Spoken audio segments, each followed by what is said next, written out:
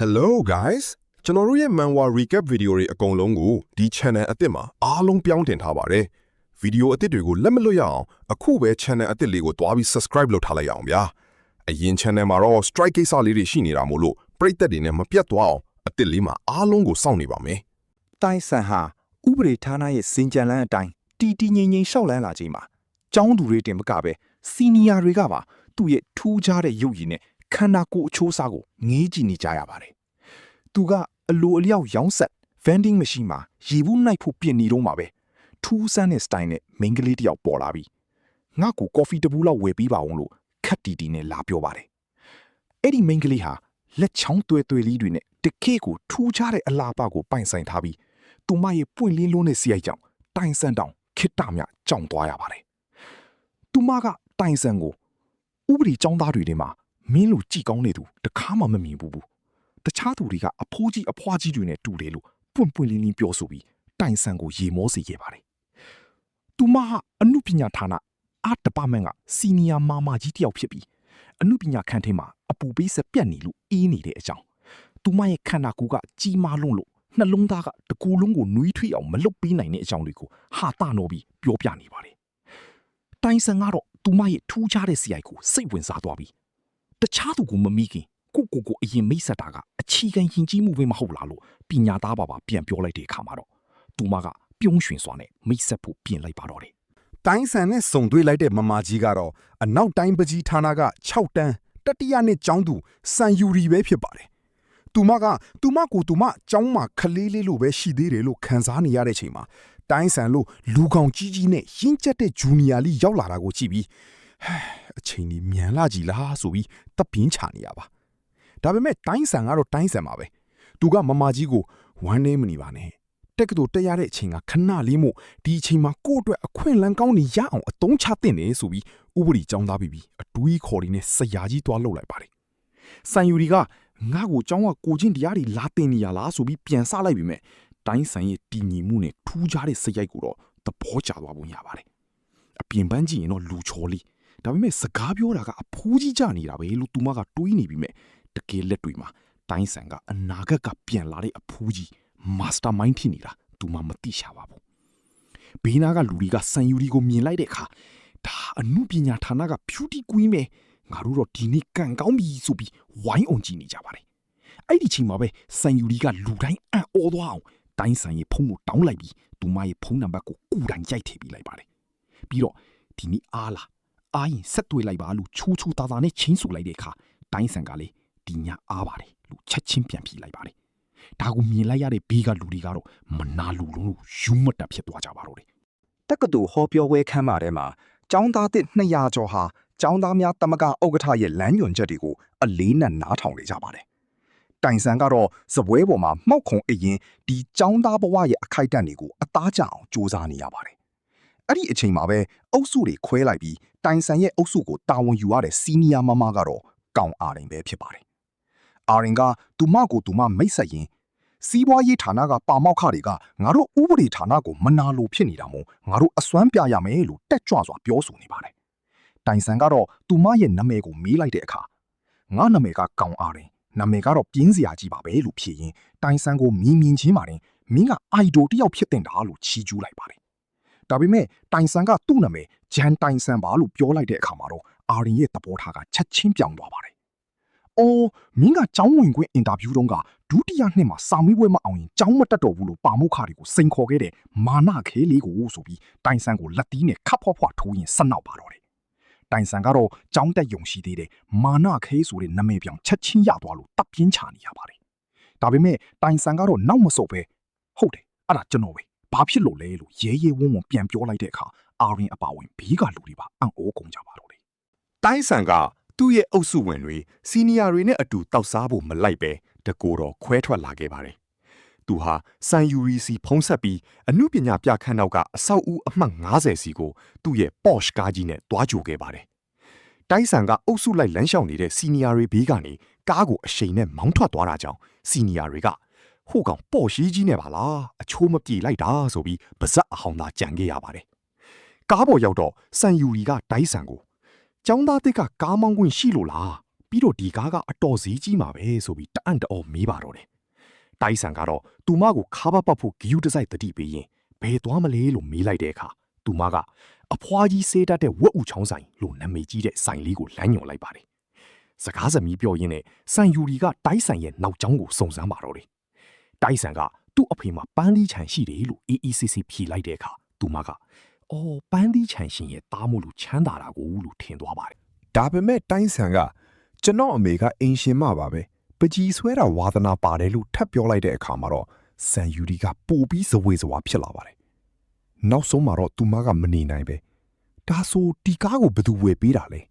ဲလို့မေးလိုက်တဲ့အခါတိုင်းဆန်ကဂုံယူစွာနဲ့ကျွန်တော်ဘာသာစီးပွားရေးလုပ်ပြီးဝယ်တာပါလို့အဖြေမှန်ကိုထုတ်ပြောလိုက်ပါတော့တယ်ဆန်ယူရီတယောက်ចောင်းသားတစ်လေးကကိုပိုင်စီးပွားရေးလုပ်နေတာလားဆိုပြီးတုံ့လှုပ်သွားရပါတယ်တိုင်းဆန်နဲ့ဆန်ယူရီတို့အဖွားကြီးရဲ့ဆိုင်ကိုရောက်တဲ့အခါမှာတော့အဖွားကြီးကတိုင်းဆန်ကိုမြင်ချင်းပါတယ်ဒီကောင်လေးကတောင်လူပုံနေတဲ့ပတ်စံဒီပေါ်မှာထိုင်နေတဲ့သူပဲဆိုပြီးနမိတ်ဖတ်တယ်လို့ပြောလိုက်တာကတကယ့်ကိုထိမှန်လွန်းလာပါတယ်ဆန်ယူရီကိုလေဒီလိုရွှေတွင်းကြီးကိုမိအောင်ဖမ်းထားလူတိုက်တုံးနေတာကြောင့်နှစ်ယောက်သားရှက်ကိုရှက်ကန်ဖြစ်ကုန်ကြပါတယ်ထူးခြားတာကတိုင်ဆန်ဟာဆိုင်ကိုတခါမှမရောက်ဘူးလို့ပြောပေမဲ့ထမင်းကြော်တာဝက်ဥချောင်းกินတာတွေကဆိုင်ရှင်အဖွားကြီးကိုတိုင်တောင်အံ့ဩရလောက်အောင်ကျွမ်းကျင်နေတာပါဒါဟာတိုင်ဆန်ရဲ့အရင်ဘဝကအတွေ့အကြုံတွေကြောင့်ဆိုတာကျွန်တော်တို့ပဲသိတာပေါ့ဗျာပြီးတော့တိုင်ဆန်ကအရက်နဲ့ဘီယာကိုရောဆက်ပြီးဝိုင်ဘုံဆိုမက်ပုံစံမျိုးဖြော်လိုက်တဲ့အခါမှာလဲအဲ့ဒီခေတ်ကလူတွေအတွက်ဒါဟာအသစ်ဆန်းဖြစ်နေပါတယ်ဆန်ယူရီကတိုင်ဆန်ကိုမင်းကအသက်မပြည့်သေးဘူးမဟုတ်လားအရက်တောက်လို့ရရလားလို့စိုးရင်တကြီးမိပေမဲ့တိုင်ဆန်ကတော့စကားလမ်းကြောင်းလွှဲပြီးဆိုင်ရှင်အဖွားကြီးရဲ့သားအကြောင်းကိုစတင်ပြောဆိုလာပါတယ်တိုင်ဆန်ကဆိုင်ရှင်အဖွားကြီးရဲ့သားသမီးတွေဟာအစိုးရရှိနေရဲအရာရှိကြီးနဲ့တရားသူကြီးတွေဖြစ်နေတာကြောင့်ဒီဆိုင်မှာအရက်တောက်လဲဘယ်သူမှလာဖမ်းမှာမဟုတ်ဘူးလို့ပြောလိုက်တဲ့အခါဆန်ယူရီကဒါတွေကလျှို့ဝှက်ချက်တွေလေမင်းကဘယ်လိုသိတာလဲဆိုပြီးတန်တရားဝင်သွားပါတယ်တိုင်ဆန်ကတော့စီနီယာတွေပြောပြလို့ပါဆိုပြီးပါပါနက်နက်ပဲလိန်ညာလိုက်ရပါတယ်တိုင်ဆန်ကသူ့ရဲ့အထူးနည်းပညာဖြစ်တဲ့ဝိုင်ဘုံစိုးမောက်ကိုဖျော်ဆက်ပြီးဆန်ယူရီကိုတိုက်လိုက်တဲ့အခါသူမက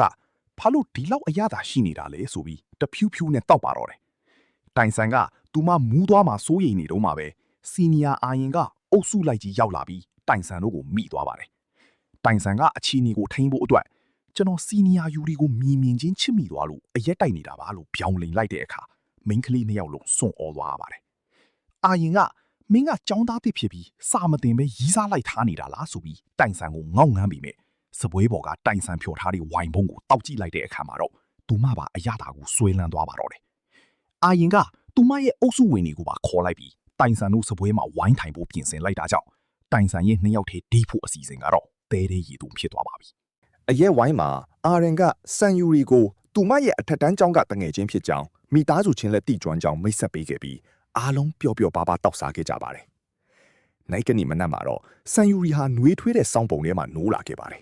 ။သူမဟာထိတ်လန့်တကြားနဲ့ကိုပြန်စစ်ဆေးကြည့်တော့အဝတ်အစားတွေကပုံမှန်အတိုင်းမို့စိတ်သက်သာရသွားပါတယ်။ဒါပေမဲ့အိမ်ပြင်ကမြင်ကွင်းကိုကြည့်လိုက်တဲ့အခါမှာတော့ဒါဟာစိုးမျိုးရဲ့အချက်ချကြတဲ့ဂန်းနမ်ကအစစ်မြင့်အင်ကြီးဖြစ်နေတာကိုသိလိုက်ရပြီးထပ်မံအံ့ဩသွားရပါတယ်။တိုင်ဆန်ကတော့ professional စားဖို့မှုတစ်ယောက်လိုပဲအရက်နာကြတာပျောက်အောင်ပဲပင်ပေါက်ဟင်းရီကိုကိုယ်တိုင်ချက်ပြုတ်ပြီးသူမကိုဧခံပါတယ်။ဆန်ယူရီကမင်းညကဘာရီဖြစ်ခဲ့လေလို့စိုးရင်တကြားမီးတဲ့အခါမှာတော့ညီခွေးအိုကြီးတိုင်ဆန်ကသူမကိုဆက်နောက်ဖို့အခွင့်အရေးရသွားပါတော့တယ်။တိုင်ဆန်ကမင်းညကစီနီယာကျွန်တော်ကိုမြင်ချင်းချစ်မိသွားတယ်လို့ပြောခဲ့တာလေ။ဘာလို့အခုမှဘာမှမသိတယ်လို့လုပ်နေတာလဲလို့အတီးပေါက်ပြောလိုက်တဲ့အခါဆန်ယူရီတယောက်ခေါင်းပေါက်မတက်ထိတ်လန့်သွားပါတယ်။တကယ်တော့ဒါဟာတိုင်ဆန်ကသူမကိုကြီးစဲနေတာဖြစ်ပေမဲ့ဆန်ယူရီကတော့တကယ်ပဲသူမမူပြီးဝန်ခံမိသွားပြီလားဆိုပြီးယူမတက်ဖြစ်နေရရှာပါတယ်။တိုင်ဆန်ဟာဆန်ယူရီကိုစနောက်ပြီးနောက်မှာတော့သူ့ရဲ့အဓိကစီမံကိန်းကြီးကိုစတင်လိုက်ပါတယ်။အမေဖြစ်သူကိုနှိမ်ခဲ့တဲ့စန်ဂျာကိုပညာပေးဖို့နဲ့အမေရဲ့ယုံကြည်မှုကိုပြန်လဲတိဆောက်ပေးဖို့အတွက်အမေတို့တငယ်ချင်းချင်းစုံမဲ့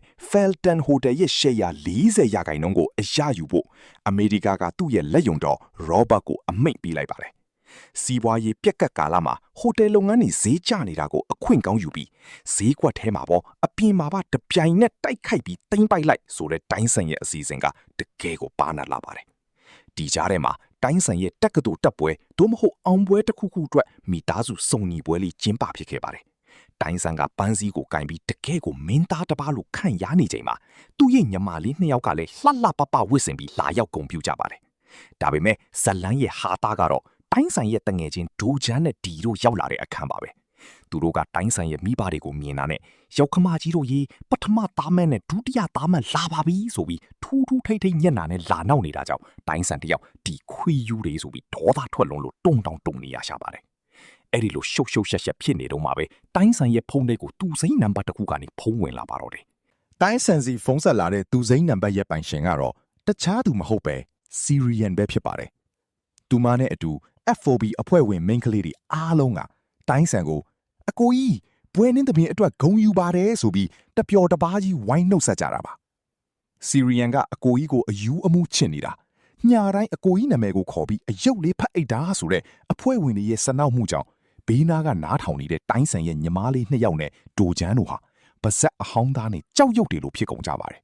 ။တိုင်းဆန်ကတော့ Syrian တို့အဖွဲ့ကိုဖြော်ဖြေရေးကုမ္ပဏီကချုပ်ချယ်ထားတာဖုန်းတောင်လွတ်လွတ်လပ်လပ်သုံးခွင့်မပေးတာကိုသိလိုက်ရတဲ့အခါမှာတော့သူ့ရဲ့ကာကွယ်သူစိတ်တက်ကပေါ်လာပါတယ်။ငါကလေးတွေကိုလာထိကြည့်စမ်းအဲ့ဒီဒါရိုက်တာကိုငါအရှင်းမထားဘူးဆိုတဲ့အတွေးနဲ့တိုင်းဆန်က Syrian တို့ရဲ့အနာဂတ်အတွက်ပါစီမံကိန်းတွေချမှတ်ဖို့ပြင်ဆင်လိုက်ပါတယ်။တစ်ဖက်မှာတော့ Felton Hotel ရဲ့အထွေထွေမန်နေဂျာကြီးဟာထိတ်လန့်နေပါတယ်။ရပ်ပိုင်းအတွင်းမှာဟိုတယ်ရဲ့အဓိကရှယ်ယာရှင်ကြီးကရုတ်တရက်ပြောင်းလဲသွားလို့ပါပဲ။ဟိုတယ်ရဲ့ဥက္ကဋ္ဌကြီးတော့အမိတ်မပေးနိုင်တဲ့သူငါတော့မနေ့ကမှသတင်းကြားရတဲ့ဒီလောက်ဩဇာကြီးတဲ့ပိုင်ရှင်တစ်ကဘသူလဲဆိုပြီးမန်နေဂျာကြီးတယောက်ချွေးပြန်နေရပါတယ်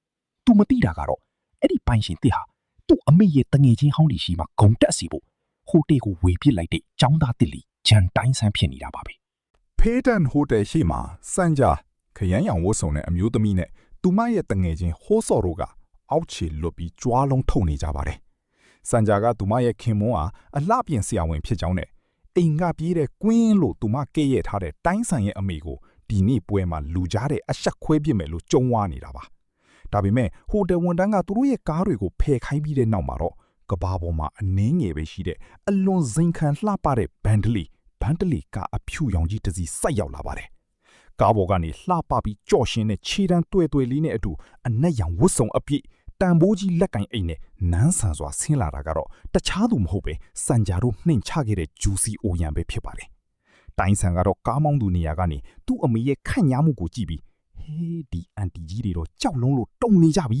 ဆိုပြီးကြေနှက်နေပါတယ်။အနှစ်20ကြာမှပြန်ဆုံကြတဲ့အခါမှာတော့တိုင်းဆန်ရဲ့အမေကအရင်ကထက်ပိုပြီးလာပနုပြုံနေုံနေမကပဲသူမရဲ့အရှိန်အဝါကစံကြာတို့လိုလူတွေကိုဖုံမှုန့်လို့ဖြစ်သွားစီပါတယ်။စံကြာတယောက်သူမထက်အစပေါင်းများစွာတာလွန်နေတဲ့အိုရန်ကိုကြည့်ပြီးမနာလိုစိတ်တွေပောက်ကွဲထွက်လို့မတတ်ဖြစ်နေရရှာပါတယ်ဗျာ။